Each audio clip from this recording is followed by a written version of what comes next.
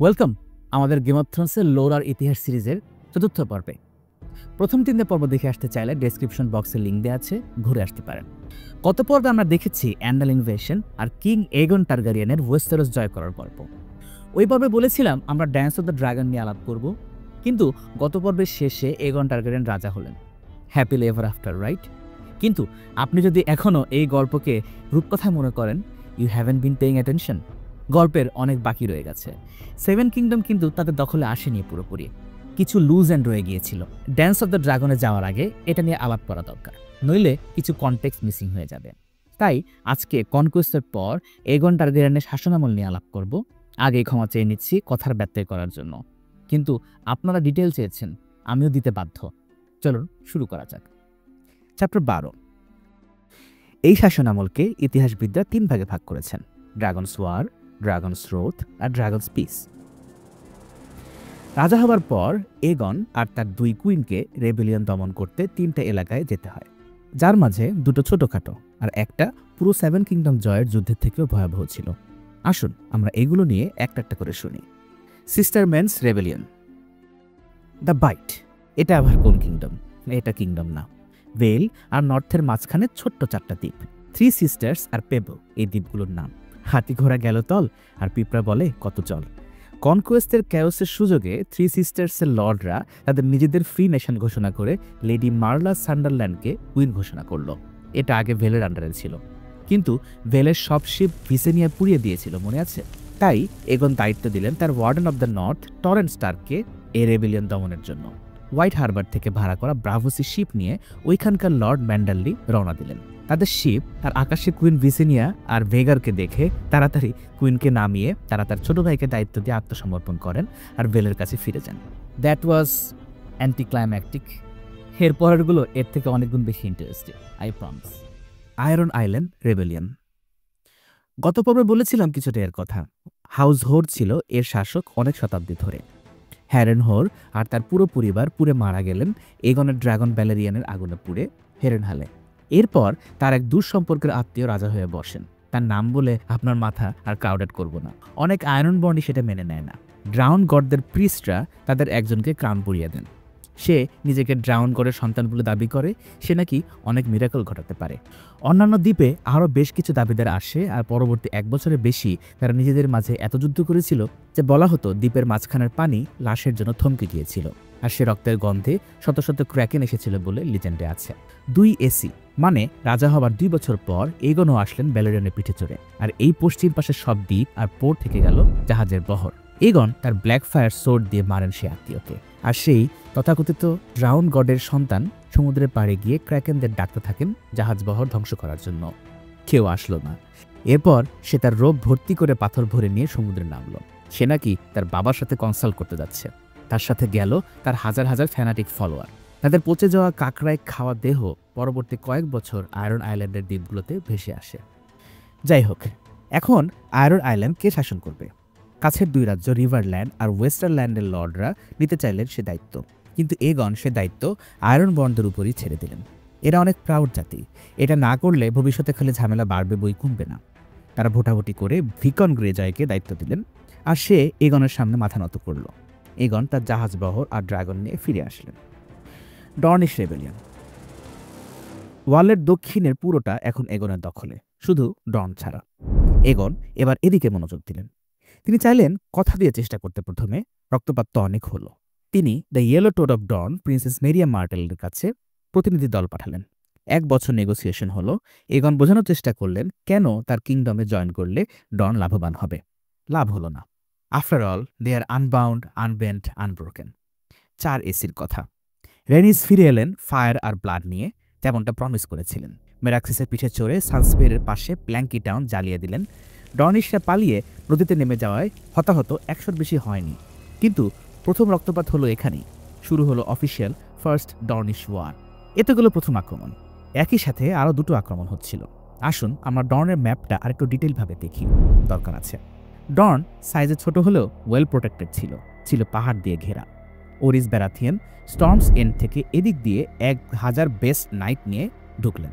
পাহাড়ি এলাকায় ঘোড়াগুলো কষ্ট করে আগাচ্ছিল, অনেকগুলো পিছলে পড়েই গেল। এগুলো তো ঘোড়া, মাউন্টেন গোট না। তার উপর পাহাড় থেকে বড় বড় পাথর ফেলা শুরু করলো ডর্নিশরা। পাহাড় পার হয়ে এক নদী, সেখানে ব্রিজ পার হবার সময় হঠাৎ করে উদয় হলো ডর্নিশ আর্চার। হাজার হাজার তীরের বৃষ্টি, কি একটা অবস্থা। ওরিস অর্ডার দিলেন পেছনে ফিরতে, পাহাড়ের পেছনে আশ্রয় নিতে, কিন্তু নোপ, হঠাৎ বিশাল বিশাল পাথর পড়ে সে রাস্তাও বন্ধ। সব রাস্তা বন্ধ হয়ে যাওয়ায় কচু গাছের মতো কাটা পড়ল ওরিসের সেনাবাহিনী। ওরিস বেঁচে গেলেন, কিন্তু তাকে আর আরও 12 জন লর্ডকে জিম্মি হিসেবে ওয়াইলের উইডো লাভার নামের এক লর্ড রেখে দিলেন। তার আসল নাম ছিল শহরের নামেই, লর্ড ওয়াইল। উইডো লাভার যে কেন বলা হতো কে জানে। এর কথা মনে রাখতে পারেন, এর ব্যাপারে পরে আসবো আবার। এদিকে এগন 30,000 সৈন্য আর 300 লর্ড নিয়ে প্রিন্সেস পাস দিয়ে ঢুকলেন। সাথে ছিল হাই গার্ডেনের লর্ড হারলান টাইরেল। তিনি বলেছিলেন এই সৈন্যবহরের সামনে কোনো ডর্নিশ আর্মি টিকতেই পারবে না। কিন্তু বলেছিলেন না ডর্নিশদের আর মেরিয়া মার্টেলের ধূর্ততার কথা। হারলান তার বক্তব্য প্রমাণই করতে পারলেন না, কারণ ডর্নিশরা যুদ্ধের দিকে গেলই না। এগন আসার আগেই ডর্নিশরা পালিয়ে গেল। যাওয়ার আগে মাঠের সব ফসল পুড়িয়ে গেল, সব পানির সোর্সে বিষ মিশিয়ে দিল, সব শিপ আর গৃহপালিত প্রাণী মেরে রেখে গেল। এগনের আর্মি পড়ল লজিস্টিক্যাল সমস্যায়। মরুভূমি এলাকা, এত বড় বাহিনী খাবে কি? প্রিন্সেস পাস থেকে বেরিয়ে এগন তার আর্মি 2 ভাগ করলেন। এগন গেলেন পূর্বে, টাইরেলের নেতৃত্বে এক দল গেল দক্ষিণে হেলহোল্টের দিকে। লজিস্টিক্যাল সমস্যা আরও জেঁকে বসলো টাইরেলের বাহিনীকে। মরুভূমির গরমে মানুষ বেশি বেশি পানি খেতে চায়, আর সব পানির সোর্স ওয়েসিস আর কুয়ায় বিষ মেশানো। ঘোড়াগুলো মরতে শুরু করলো। নাইটরা তাদের আর্মর আর শিল ফেলে দিল। 4 ভাগের 1 ভাগ সৈন্য আর সব ঘোড়াই হারালেন তিনি মরুভূমিতে। অনেক কষ্ট করে তিনি যখন হেলহোল্টে পৌঁছালেন, দেখলেন ক্যাসেলে একটা মানুষও নেই। এগনের জার্নি একটু ভালো ছিল এর থেকে। পূর্ব দিকে যাওয়ার সময় তার সৈন্যরা পাহাড়ি ঝর্ণাও পায়, বন্য প্রাণীও পায়। ক্যাসেল স্কাইরিচ তিনি খুব সহজে দখল করেন। কয়েকদিন সিজের পর ইয়র্নউড জয় করেন। টরে গেলে সেখানকার লর্ড আত্মসমর্পণ করেন, আর এরপর আরও পূর্বে যাবার পর তিনি ঘোষ হিলে পৌঁছান। সেখানকার লর্ড এগনকে চ্যালেঞ্জ করেন সিঙ্গেল কম্ব্যাটে। এগন রাজি হন, কম্ব্যাট হয় এবং তিনি পরাজিত করেন চ্যাম্পিয়নকে খুব সহজেই। কিন্তু মুখোশ খুলে তিনি বুঝতে পারেন সে ছিল রাজার ফুল, ধরেন গোপাল ভাঁড় টাইপের একজন, যার কাজ ছিল লর্ডকে বিনোদন দেওয়া। তাহলে আসল চ্যাম্পিয়ন আর লর্ড কোথায়? তারা গেছেন পালিয়ে অলরেডি। ফ্রাস্ট্রেটেড এগন গেলেন এবার সানস্পিয়ারে মেরিয়া মার্টেলকে ধরতে। গিয়ে দেখলেন রেনিস আশেপাশের শহর জয় করে তার আগেই সানস্পিয়ারে পৌঁছেছে। কিন্তু আগের মতো তিনি এবারও কোনো শহরে যুদ্ধ করার কাউকে পাননি, শুধু নারী, শিশু আর বৃদ্ধ। সানস্পিয়ারও মেরিয়া মার্টেলটা দূরের কথা, কেউই ছিল না। ইয়েলো টোড বালুতে মিলিয়ে গেছে। রেনিস বলেন এগনকে। এগন ডনকে 7 কিংডমের অংশ হিসেবে ঘোষণা করে নিজেকে যুদ্ধে বিজয়ী ঘোষণা করেন। সব শহরগুলো তার লর্ডদের মাঝে ভাগ করে দেন, আর পলাতক সব লর্ডদের মাথা তার সামনে এনে দেবার জন্য পুরস্কার ঘোষণা করেন। লর্ড জন রসবিকে তিনি castellan of Sunspear and warden of the Sands উপাধি দিয়ে সানস্পিয়ারের দায়িত্বে রেখে কিংস ল্যান্ডিংয়ের দিকে রওনা হন। ব্যাপারটা বেশি সহজ হয়ে গেল না? ইয়েপ, তারা কিংস ল্যান্ডিংয়ে পৌঁছানোর আগেই ডন ফেটে পড়ল তার পেছনে। লুকিয়ে থাকা ডর্নিশরা হাজির হয়ে 2 সপ্তাহের মধ্যে সবগুলো শহর দখল করে নিল। এগনের সব লর্ডকে ধরে ধরে ডনের লর্ডরা টর্চার করতে থাকে। বলা হয় তাদের বন্দীদের হাত পা কাটতে কাটতে তাদের কয়দিন বাঁচিয়ে রাখতে পারে তা নিয়ে ডনের লর্ডরা কম্পিটিশন করত। সে তুলনায় সানস্পিয়ারের লর্ড রসবির কপাল ভালো ছিল। তাকে ধরে বেঁধে সানস্পিয়ারের সর্বোচ্চ টাওয়ারে তুলে প্রিন্সেস মেরিয়া নিজের হাতে জানলা দিয়ে ফেলে দেন। লর্ড টাইরেল ছিলেন হেলহোল্টে, মনে আছে? এই ক্যাসেলটা একটু কঠিন ক্যাপচার করা। তিনি আবারও লজিস্টিক সমস্যায় পড়লেন, কারণ ক্যাসেলের পাশের নদীর মাছ খেয়ে তার সৈন্যরা কেন যেন অসুস্থ হয়ে যাচ্ছিল, আর একটু বাইরে খাবার খুঁজতে গেলেই ওই পালিয়ে যাওয়া ডর্নিশরা তাদের মেরে ফেলত। বিদ্রোহের খবর শুনে তিনি তার দলবল নিয়ে পাশের রেবেল শহর ভেইট দখল করতে গেলেন, কিন্তু মাঝপথে তিনি তার পুরো দল নিয়ে উধাও হয়ে গেলেন। তাদের কোনো হদিস কখনোই কেউ আর পায়নি। এগন তো সহজে হার মেনে নেওয়ার পাত্র না। এই টাইপের ডায়লগ আপনারা এই গল্পে আরও অনেকবার শুনবেন, কারণ যুদ্ধটা আরও 7 বছর চলেছিল। কিন্তু 6 এসির পর যুদ্ধটা দাঁড়িয়েছিল অসংখ্য রক্তাক্ত হামলা, পাল্টা হামলা, ছোটোখাটো শান্তি চুক্তি, সেই চুক্তি আবার কারো ভেঙে ফেলা, অসংখ্য মার্ডার্স আর অ্যাসাসিনেশন দিয়ে। এর মাঝে কিছু ইন্টারেস্টিং অংশ নিয়ে আলাপ করছি এখন। 7 এসি মনে আছে? Hand of the King Orys Baratheon. Aegon কি ভুলে গেলেন তার কথা? 3 বছর উইডো লাভারের কাছে বন্দী থাকার পর নেগোসিয়েশন করে 7 এসিতে বন্দীদের ওজনের সমান গোল্ড মুক্তিপণ দিয়ে ছাড়িয়ে আনেন তাদের এগন। কিন্তু তিনি দেখেন ওরিস আর তার সাথে থাকা 12 জন লর্ডের ডান হাত কেটে দেওয়া হয়েছে, যাতে তারা আর কখনো সোর ধরতে না পারে। এগন তো এই অপমান ছেড়ে দেওয়ার পাত্র নন। ওরিস ছিলেন তার সবচেয়ে প্রিয় বন্ধু আর হাফ ব্রাদার। ব্যালেরিয়নকে নিয়ে তিনি উইলের আশেপাশে কয়েকটা ওয়াচ টাওয়ার গলিয়ে দিলেন, কিন্তু উইডো লাভার তার দলবল নিয়ে পাহাড়ের নিচে গুহায় লুকিয়ে থাকলেন। এই লোক আরও 20 বছর বেঁচে ছিলেন আর টারগারিয়ানদের জ্বালিয়ে গেছেন সারা জীবন। তার কথা আবারও আসবো আমরা। 8 এসি। ডর্নিশরা এবার পাল্টা আক্রমণ করলো। পাইরেট কিং এর কাছ থেকে কিছু শিপ নিয়ে তারা স্টর্ম স্যান্ডের কাছের গ্রাম, শহর আর জঙ্গল জ্বালিয়ে দিল। আগুনের বদলে আগুন, মেরিয়া বলেছিলেন। টারগারিয়ানরা এর জবাব না দিয়ে থাকতে পারলেন না। সে বছরই ভিসেনিয়া ভেগারকে নিয়ে ট্রান্সপিয়ার সহ বড় বড় শহরে আগুন ঝরিয়ে আসলেন। 9 এসি। এবছর আবার ভিসেনিয়া আর এগন 2 ড্রাগন নিয়ে ডনের উপর এসে আরও কয়েকটা শহর জ্বালিয়ে আসলেন। কি রিপিটেটিভ লাগছে? বোঝেন তাহলে তাদের কেমন লেগেছিল ওই সময়? ডনকে হার মানানো যাচ্ছিলই না। তারা ড্রাগন নিয়ে শহর ঝলসিয়ে আসলেন। এই কথা এতবার বলা হয়েছে বইতে, পড়ে মনে হচ্ছিল তাদের একটু বোরিং লাগলে তারা বলতেন, যাই একটু ডনকে কাবাব বানিয়ে আসি। কিন্তু এর পরের বছরটা ছিল ভয়ঙ্কর। 10 এসি। এবার ডর্নিশদের পালা। ডর্নিশ লর্ড ফাউলার প্রিন্সেস পাস দিয়ে দ্রুত আক্রমণ করে কিছু বুঝে ওঠার আগেই রিচের নাইট সং ক্যাসেল দখল করে ফেললেন। শুনে ওল্ড টাওয়ারের লর্ড হাইটাওয়ার তার ছেলেকে দলবল নিয়ে পাঠিয়ে দেন নাইট সং এর দিকে। কিন্তু ডর্নিশরা ঠিক সেটাই চাইছিল। আরেকটা আর্মি, স্যার জফ্রি ডেইন, ওই স্যার আর্থার ডেনের পূর্বপুরুষ, সারফল থেকে এই চিপা দিয়ে এসে ওল্ড টাউন আক্রমণ করে বসেন। গত পর্বে বলেছিলাম ওল্ড টাউনের ডিফেন্স খুবই স্ট্রং। তারা ওল্ড টাউন দখল করতে না পারলেও আশেপাশের 100 কিলোমিটার ক্ষেত খামার আর গ্রাম পুড়িয়ে দিলেন। আর তাদের বিরুদ্ধে পাঠানো হাইটাওয়ার আর্মির লিডার লর্ড হাইটাওয়ারের ছোট ছেলেকে মেরে ফেললেন। ওদিকে বড় ছেলে তার আর্মি নিয়ে নাইট সঙ্গে গিয়ে দেখেন ক্যাসেলের সবাইকে মেরে ফেলে ক্যাসেলের লর্ড আর তার পরিবারকে বন্দী হিসেবে নিয়ে লর্ড ফাউলার ফিরে গেছেন ডর্নে, তার ক্যাসেল স্কাইরিচে। তাদের উদ্দেশ্য কখনোই কনকার করা ছিল না, ছিল প্রতিশোধ নেওয়া। প্রতিশোধ এগোনো নিলেন কিভাবে? আপনি ঠিকই অনুমান করেছেন, ড্রাগন নিয়ে। কিন্তু এবার 3 জন একসাথে আসলেন। এগন ফাউলারের ক্যাসেল স্কাইরিচকে আরেকটা হেরেনহাল বানানোর প্রতিজ্ঞা করে ব্যালেরিয়নকে নিয়ে গেলেন। আর ভিসেনিয়া আর ভেগার গেলেন স্টারফলে। রেনিস আর মেরাক্সিস গেলেন হেলহোল্টে। এখানে ডর্নিশরা তা করে দেখালো যা বাকি 6 কিংডমের কেউ করতে পারেনি। ড্রাগনরা সাধারণত তীর বা ক্রসবো অগ্রাহ্য করে, তাদের স্কিন স্টিলের মতো শক্ত। কিন্তু ডর্নিশরা বানিয়েছিল স্করপিয়ন।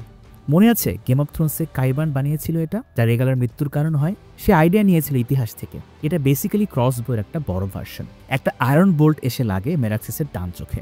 মেরাক্সিস সাথে সাথে মারা যায় না, কিন্তু ক্যাসেলের উপর পড়ে গিয়ে একটা বড় অংশ ধ্বংস করে দেয়। সেখানে ইতি হয় তার জীবন। রেনিসের ঠিক কি হয় কেউ বলতে পারে না। কেউ বলে তিনি আগেই পড়ে মারা গিয়েছিলেন আকাশ থেকে, আবার কেউ বলে মেরাক্সিসের নিচে চাপা পড়ে তার মৃত্যু হয়। তবে একটা বিষয়ে সব ইতিহাসবিদরাই একমত, রেনিসের দেহ আর কখনো ফিরে যায়নি কিংস ল্যান্ডিং বা ড্রাগনস্টোনে। টারগারিয়ান পরিবারের প্রথম ড্রাগন আর কুইন রেনিসের মৃত্যু হয় কনকোয়েস্টের 10 বছর পর, 10 এসিতে। ড্রাগন স্রোত। এর পরবর্তী 2 বছরকে বলা হয় ড্রাগন স্রোত। এগনের ভালোবাসা ছিলেন রেনিস, মনে আছে? ডনের প্রতিটা ক্যাসেল কমপক্ষে 3 বার করে পুড়ে ঝলসানো হয়। ব্যালেরিয়ান আর ভেগারের আগুনে হেলহোল্টের চারপাশের বালু ঝলসে কাজ হয়ে যায়। বরাবর মতোই ডর্নিশ লর্ডরা লুকিয়ে যান, কিন্তু এবার আর লাভ হয় না, কারণ তাদের মাথার জন্য এগন অনেক চড়া বাউন্টি চড়িয়েছিলেন। একের পর এক লর্ড মারা যেতে থাকেন ডন জুড়ে, যদিও মাত্র 2 জন খুনি সে বাউন্টি কালেক্ট করতে পেরেছিল। ডর্নিশরা কি আর তাদের লর্ডের মার্ডারারদের ছেড়ে দেবে নাকি? সাপও মরল, লাঠিও ভাঙল না। এই টেকনিক আগেই অ্যাপ্লাই করা দরকার ছিল। যাই হোক, প্রতিশোধ কিন্তু ডর্নিশরাও নিল। যখন যেভাবে সুযোগ পেল আক্রমণ করতে থাকলো তারা। হান্টিংয়ে গিয়ে এক লর্ড মারা গেলেন খোদ কিংস ল্যান্ডিংয়ের এক ব্রথেলে ঘুমের মাঝে মুখে বালিশ চাপা দিয়ে। আরেক লর্ড মারা গেলেন তার পুরো পরিবার নিয়ে বিষাক্ত ডর্নিশ ওয়াইন খেয়ে। বুঝলাম ডর্নিশ ওয়াইন সবচেয়ে ফেমাস ওয়াইন, তাই বলে কেমন যুদ্ধের সময়ও ডর্নিশ ওয়াইন খেতে হবে? টারগারিয়ানরা বাদ গেল না কিন্তু। এগনের উপর হামলা হয় 3 বার। তার গার্ডরা না থাকলে তিনি হয়তো মারাই যেতেন। ভিসেনিয়াকে আক্রমণ করা হয়েছিল এক রাতে কিংস ল্যান্ডিংয়ে। তিনি নিজেই ডার্ক সিস্টার দিয়ে মেরে ফেলেন অ্যাসাসিনকে। সবচেয়ে কুখ্যাত আক্রমণ ছিল ওই উইডোমেকারের। স্টর্মল্যান্ডসের এক লর্ডের বিয়েতে সে হাজির হয় হঠাৎ করে। বিয়ের সব গেস্টকে সে মেরে ফেলে আর কনের সামনের বরকে কাস্ট্রেট করে। এরপর সেই লেডি আর তার হ্যান্ডমেইডেনদের সারা রাত অত্যাচার করে তুলে নিয়ে যায় আর এসোসের স্লেভারদের বিক্রি করে দেয় স্লেভ হিসেবে। যা বুঝলাম জর্জ আর মার্টিন বিয়েকে প্রচণ্ড হেট করেন। উইডো লাভারের নামকরণের সার্থকতাও বোঝা গেল। যাই হোক, ততদিনে ডনের অবস্থা খুবই খারাপ। মেরিয়া মার্টেল তার সব প্রজাদের মেরে ফেলবে, তাও তার হাউস মোটো আনবাউড, আনবেন্ড আর আনব্রোকেনের বিরুদ্ধে যাবে না। এগনের ড্রাগন আর আর্মি যা করতে পারল না তা সময় করে দিল। 13 এসিতে এসে Princess Meria Martell the Yellow Toad of Dorne মারা গেলেন তার নিজের বিছানায় অসুস্থ অবস্থায়। তার ছেলে নাইমন মর্টেল ডনের প্রিন্স হলেন। তারও বয়স অনেক, 60 বছর। যুদ্ধ আর রক্তপাতে এনার্জি তার ছিল না।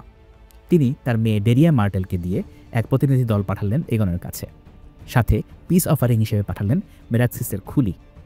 এই শান্তির অফার এগনের কোর্ট মেনে নিতেই চাইল না। কুইন ভিসিনিয়া বললেন মাথা নত না করে কোনো শান্তি হবে না।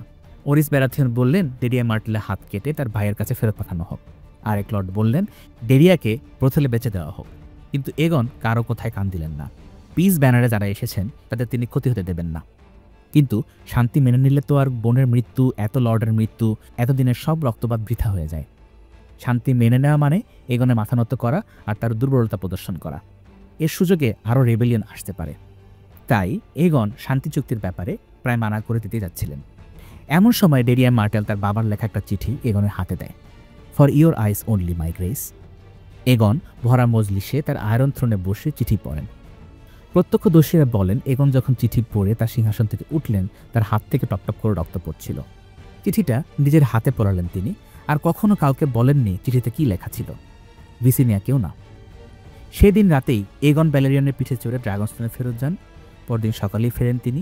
এসে তিনি ডর্নের সাথে শান্তি চুক্তি স্বাক্ষর করেন। আজ পর্যন্ত কেউ বলতে পারে না কি লেখা ছিল ওই চিঠিতে। এগন কেবল তার দ্বিতীয় সন্তানের বাবা হয়েছেন। কেউ বলে এক বাবা থেকে আরেক বাবার কাছে অনুরোধ ছিল সেটা। কেউ বলে যারা এই যুদ্ধে প্রাণ হারিয়েছেন তাদের নামের লিস্ট ছিল ওখানে। আবার কেউ বলে ইয়েলোটোড মারা যাওয়ার আগে রেনিসের রক্ত দিয়ে ব্লাড ম্যাজিক করে এই চিঠি লিখে গেছে, যা পড়ে এগনের মন পরিবর্তন হওয়া ছাড়া কোনো উপায় ছিল না। শেষ পর্যন্ত একটা থিওরি পোক্ত হয়। হয়তো প্রিন্স নাইমর থ্রেট করেছেন যদি পিস মেনে নেওয়া না হয় তাহলে ফেসলেস মেনদের লেলিয়ে দেবেন এগন আর তার সন্তানদের পেছনে। হতে পারে, কিন্তু সত্যটা যে আসলে কি ছিল কখনোই আর জানা যাবে না। এভাবেই শেষ হয় প্রথম ডর্নিশ ওয়ার 13 এসিতে, সাথে শেষ হয় ড্রাগনস রোথ। কিন্তু ডর্নের প্রতি ক্ষোভ কখনোই যায় না বাকি 6 কিংডমের মানুষের। মেরিয়া মার্টেল এগনকে হারিয়েছেন ঠিকই, কিন্তু তার মেথড ছিল ট্রেডিশনাল হিরোইজমের বিপরীত। ডর্নিশ কারেজ এই টার্মটা হয়ে গিয়েছিল কাপুরুষতার সমার্থক শব্দ। তাদের জয়ে কোনো অনার ছিল না। খেয়াল করেছেন, আমি কিন্তু বলেছি প্রথম ডর্নিশ ওয়ার, তার মানে এই যুদ্ধ আবারও আসবে, কিন্তু তা এগনের আমলে না। এগন এর পরবর্তী 24 বছর শাসন করে গেলেও এটাই ছিল তার শেষ যুদ্ধ। এর পরের সময়টাকে বলা হয় ড্রাগনস পিস। স্বাধীনতা পাবার থেকে রক্ষা করা কঠিন। টারগারিয়ানদের পুরো শাসনামল ছিল এই প্রবাদের আদর্শ উদাহরণ। তবে এগন তার শাসনামলে অসাধারণ কিছু কাজ করে গিয়েছিলেন, যেগুলো অনেকটাই সহজ করে দিয়েছে এই কাজ। তারই কিছু অংশ নিয়ে আলাপ করবো এই অংশে। কোনো যুদ্ধ নিয়ে এখানে আছে পলিটিক্স, বিচক্ষণতা আর কিছু সিস্টেমের প্রতিষ্ঠা, যা আপনারা গেম অফ থ্রোনসের সময়ও দেখেছেন। আপনারা বুঝতে পারবেন শান্তি রক্ষা করাও মাঝে মাঝে যুদ্ধের থেকে এক্সাইটিং হতে পারে। অন্তত আমার কাছে লেগেছে। শান্তি প্রতিষ্ঠা। এগন কনকোয়েস্টের আগে প্রতিটা বছরই কোনো না কোনো রাজ্য যুদ্ধে জড়িয়ে থাকত, কখনো একাধিক। এগন সিংহাসনে বসার পর ঘোষণা করেন যে কোনো সময় 2 হাউসের মধ্যে ঝগড়া লাগলে ক্রাউন সেটা মীমাংসা করবে, কোনো যুদ্ধ করা যাবে না। আর রেনিস আর ভিসিনিয়া ছিলেন এগনের যোগ্য কুইন। ইতিহাসে আছে তারা ঘটখালি করতে খুব পছন্দ করতেন। স্ট্র্যাটেজিক্যালি বিভিন্ন রাইভাল হাউসের মধ্যে বিয়ে দিয়ে শান্তি প্রতিষ্ঠাতে সাহায্য করেন। তারা এমন সব হাউসের মধ্যে বিয়ে দিয়েছিলেন যারা শত শত বছর ধরে একে অপরের সাথে যুদ্ধে লেগে থাকত। শান্তি বজায় রাখার জন্য এগন বছরের অর্ধেকটা সময় জুড়ে একের পর এক রাজ্য ভ্রমণ করতে থাকতেন। কোনো শিডিউল ছিল না তার। যখন যেখানে যেতে ইচ্ছে হতো সেখানে তিনি চলে যেতেন এবং সেখানে গিয়ে সেই রাজ্যের সমস্ত কমপ্লেন শুনতেন এবং সমাধান দিতেন। তার সাথে 6 জন মায়েস্তার ভ্রমণ করত, যারা তাকে সেই এলাকার লোকাল কাস্টম সম্পর্কে জ্ঞান দিতেন, আর তিনি পারতপক্ষে সেই কাস্টম ভঙ্গ করতেন না। তিনি এই সময়ে আগ্রহ করে তার কিংডম আর তার মানুষদের সম্পর্কে অনেক কিছু শেখেন। সাধারণ মানুষদের নিয়েও ভাবতেন এগন। আগে লর্ডরা যে যেভাবে পারত সেভাবেই খাজনা নিত। এগন একটা নিয়মের মধ্যে আনেন এগুলো। সবার জন্য সমান ট্যাক্স হয়। আবার পাদ্রি আর সিস্টাররা, তাদের সেপ্টন, সেপ্টা আর হোলি সিস্টার বলা হতো, তাদের জমিজমা, পজেশন সব ট্যাক্স মুক্ত করে দেন। এগন বুঝতে পেরেছিলেন মানুষদের মাঝে ধর্মের প্রভাব প্রবল, যেটা তার ছেলেরা বুঝতে পারেনি দেখে তাদের পস্তাতে হয়েছিল ভীষণভাবে। সেটা আরেকটা গল্প। কিংসগার্ড প্রতিষ্ঠা। ডর্নের অ্যাসাসিনদের অ্যাটাক বারবার হচ্ছিল, আর ভিসিনিয়া নিজে 2 বার এগনের জীবন রক্ষা করেছেন। ভিসিনিয়া স্বভাবতই সন্দেহপ্রবণ ছিলেন, ভাই ছাড়া কাউকে বিশ্বাস করতেন না। তিনি চাইছিলেন এগন যেন তার প্রোটেকশনের ব্যাপারে সিরিয়াস হন। ব্ল্যাকফায়ার হাতে থাকলেও তুমি একটাই মানুষ, আমি তো সবসময় তোমার সাথে থাকতে পারবো না। এগন যখন তার চারপাশের গার্ডদের দেখালেন, ভিসিনিয়া চট করে ডার্ক সিস্টার বের করে এগনের গালে দাগ কেটে দিলেন। তোমার গার্ডরা অলস আর স্লো, তোমার বেটার প্রোটেকশন দরকার। এগন মেনে নিতে বাধ্য হলেন। সিদ্ধান্ত হলো ভিসিনিয়া 7 জন চ্যাম্পিয়ন পছন্দ করবেন তার গার্ড হিসেবে। এগন চাইলেন একটা টুর্নামেন্ট করে জয়ীদের সিলেক্ট করতে, কিন্তু ভিসিনিয়া বললেন রাজাকে প্রোটেকশন দিতে হলে শুধু যুদ্ধে ভালো হলেই হয় না, লয়্যালটি, অনার, ডেডিকেশন সবই লাগবে। তাই ভিসিনিয়া নিজের হাতে 7 জন পছন্দ করলেন, আর প্রতিষ্ঠা হলো কিংসগার্ড। ভিসিনিয়া তাদের শপথ বাক্য তৈরি করলেন নাইটস ওয়াচের শপথের আদলে। তাদের নিজেদের ল্যান্ড, সমস্ত টাইটেল, বিয়ের স্বাধীনতা সব সমর্পণ করে একমাত্র রাজার সেবায় নিয়োজিত থাকতে হবে সারা জীবন। নাইটস ওয়াচের ওরা পরে ব্ল্যাক ক্লোক, আর কিংস গার্ডের 7 জন পরে হোয়াইট ক্লোক। গ্র্যান্ড মাস্টার মাস্টাররা এই song of ice and fire ওয়ার্ল্ডে একই সাথে স্কলার, ডাক্তার, মেসেঞ্জার আর বিজ্ঞানী। তাদের প্রয়োজনীয়তা অপরিহার্য। চিকিৎসা থেকে শুরু করে তারা বাচ্চাদের পড়ানো পর্যন্ত অনেক কাজ করতেন। তারা আসেন ওল্ড টাউনে সিরাডেলে পড়াশোনা করে।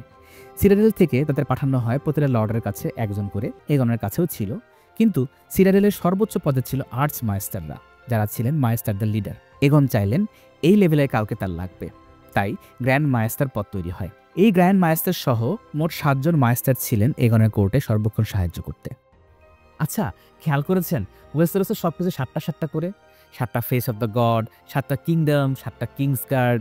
আর টার্গারিয়ানদের সবকিছু 3টা করে, 3টা ড্রাগন, 3টা রাইডার, 3টা বড় বড় ব্যাটল, 3টা রেবেলিয়ন, এগুলো শাসনের 3 যুগ।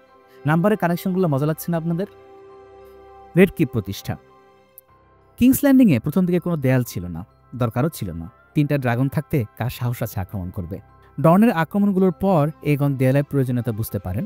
ওল্ড টাউনের মতো উঁচু উঁচু দেয়াল তৈরি করার নির্দেশ দেন তিনি চারপাশ জুড়ে। তৈরি করেন বড় বড় গেট। কয়টা বলেন তো? জি, 7টা।